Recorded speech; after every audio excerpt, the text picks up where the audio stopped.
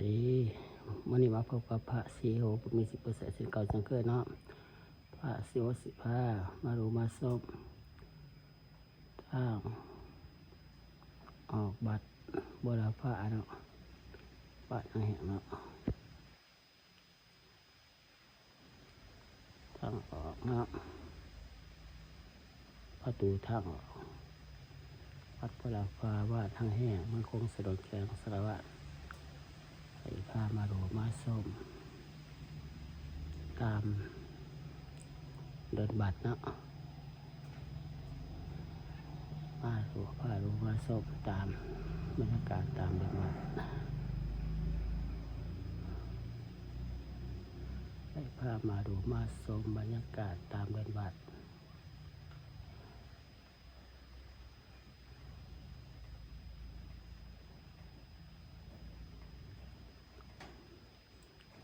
ตอนแรกของวันจันทร์เนาะ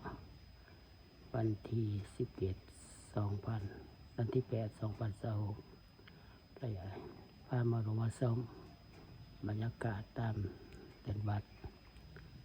บ่รับพระบ้านทางแห่งมันคงสะดวกแข็งสารวัตร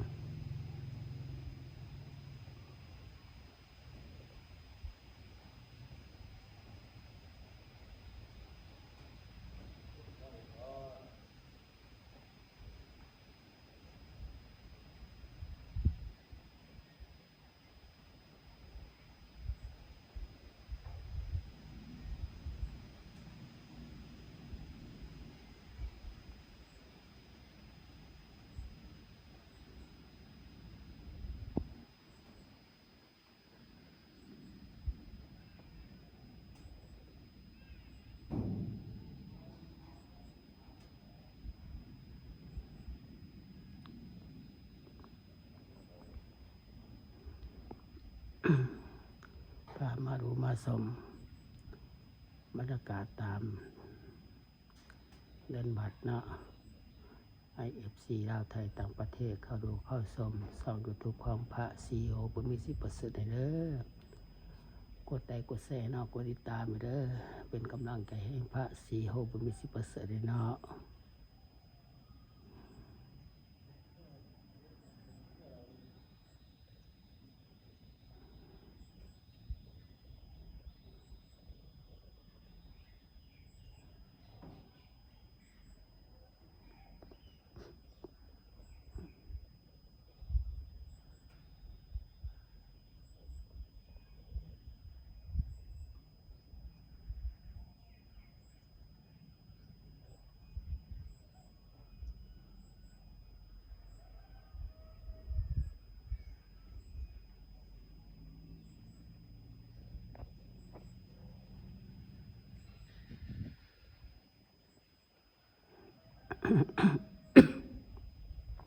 เอาบรรยากาศตามเดินบาทมาให้ดูให้ชม